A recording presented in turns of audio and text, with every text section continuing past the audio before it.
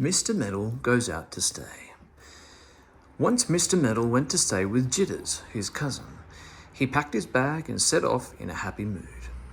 Jitters had a nice house and garden. It would be fun to stay with him.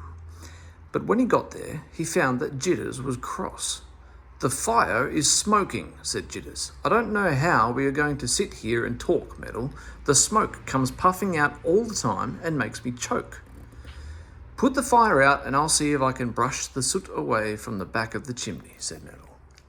"When my chimney smokes, I just get my little brush and sweep the soot from the back, just there, and usually it is quite all right again."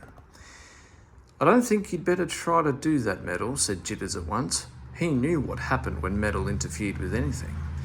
But Metal took no notice. He got a can of water and threw it on the fire to make it go out. It sizzled loudly and sent such clouds of black smoke into the room that poor Jitters had to run out at once, coughing and choking.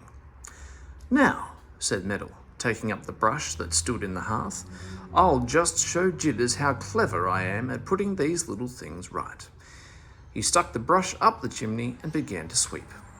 He swept a great deal of soot down on himself, but he didn't mind. After he had swept away all he could find, he put his head up the chimney to see if there was any more he could reach, and down came a whole pile right onto his hair. My goodness, that made Metal choke as if he had 100 fish bones stuck in his throat.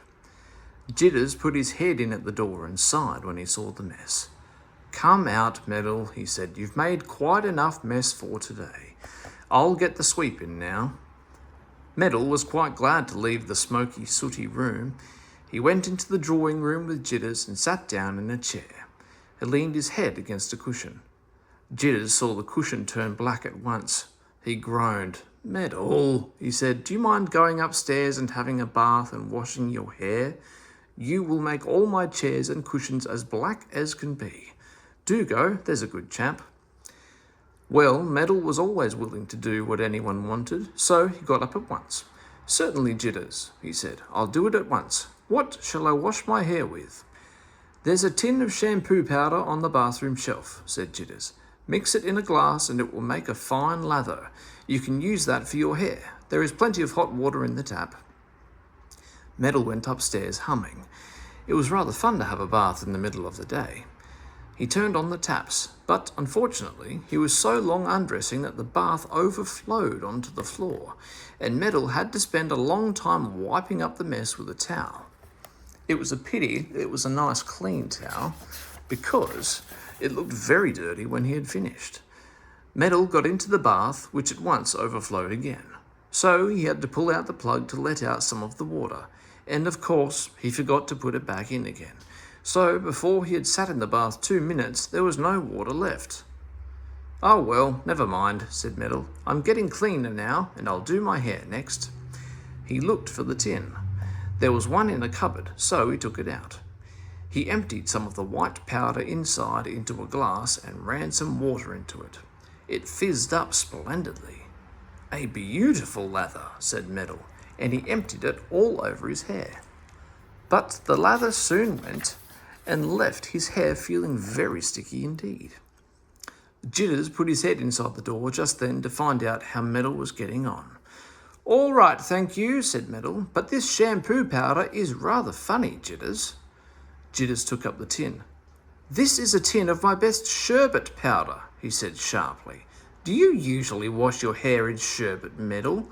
What a sticky mess you'll be in." "Oh dear, I didn't look at the label," groaned Metal. "Never mind, I'll soon get it right if you'll hand me the proper tin." Jitters gave him the tin of shampoo powder and shut the door with a bang. He was getting a bit tired of Metal. Metal washed his hair clean. There was no soot left. "Well," said Metal, pleased, "I really am getting very nice and clean now. I'll do my teeth too. My mouth feels very sooty." But Metal couldn't find his tube of toothpaste when he looked in his bag. He had forgotten it. So he looked in Jitters' cupboard again, and there he found a half-used tube. "Good," said Metal. "I'm sure Jitters won't mind me using a little." He squeezed some out onto his toothbrush. It was a light brown colour and smelt a bit funny. Metal rubbed the brush on his teeth, round and about and in and out. Then he set his teeth together and looked at them in the glass to see if they were clean. Nasty fishy taste this toothpaste has, said Metal to himself, and oh dear, my teeth are all brown now. I wonder if my tongue is too. He tried to open his teeth to look at his tongue, but, good gracious, he couldn't get them apart. They were stuck firmly together. In a panic, Metal picked up the tube he had used and looked to see what was printed on it.